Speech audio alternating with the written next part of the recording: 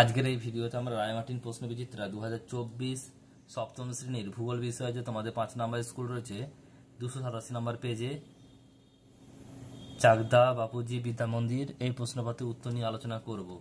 একের দাগে প্রশ্ন বলছে সঠিক উত্তর নির্বাচন করে লেখো। একেরটা আটলাস পর্বতমালা সর্বোচ্চ শৃঙ্গ, option number A mount Toubkal. Next প্রশ্ন রেল লাইনের ধারে পড়ে থাকা পাথরগুলি আগ্নেয় পাথর, আগ্নেয় শিলা। নেক্সট প্রশ্ন বলছে কালহারি মরুভূমি আফ্রিকা মহাদেশের যেদিকে অবস্থিত তা হলো দক্ষিণ দিকে। গোস্ত উপত্যকা দেখা যায় ইস্তু পর্বতে। নেক্সট প্রশ্ন মিশর রাজধানীর নাম কি? কায়রো। নেক্সট প্রশ্ন দুই দাগের নিচের প্রশ্নের উত্তর দাও। একেরটা ভারতের একটি অন্তর্বাহিনী নদীর নাম লেখো লুনি। বলছে সিমেন্ট কারখানায় কোন শিলা ব্যবহার করা হয়? চুনাপাথর।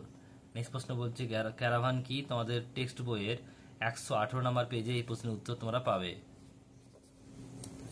নেক্সট প্রশ্ন পরেরটা কি বলছে দেখে নাও। বলছে যে ভিক্টোরিয়া জলপ্রপাত কোন নদীর উপর অবস্থিত? বলছে জাম্বাজি। নেক্সট প্রশ্ন আফ্রিকা মহাদেশের সর্বোচ্চ শৃঙ্গের নাম কি? মাউন্ট কালি বলছে কিলিমাঞ্জারো। এরপরে প্রশ্ন রয়েছে দেখো পরেরটা কি বলছে। 3 দাগের টিকা লেখো যে কোনো দুটি। একটা ব্যবচ্ছিন্ন মালভূমি, এটা তোমাদের বইয়েতে 40 নম্বর পেজে পাবে। দুইটা বদ্বীপ, এটা 57 নম্বর পেজে পাবে তোমাদের টেক্সট বইয়ের। নেক্সট প্রশ্ন ওয়াদি ও হামাদা, এটা 117 নম্বর পেজে পাবে তোমাদের টেক্সট বইয়ের। নেক্সট প্রশ্ন বলছে মধ্যরাত্রির সূর্যের দেশ, এটা 15 নম্বর পেজে পাবে তোমাদের টেক্সট বইয়ের। এরপর 4 দাগের দেখো কি বলছে।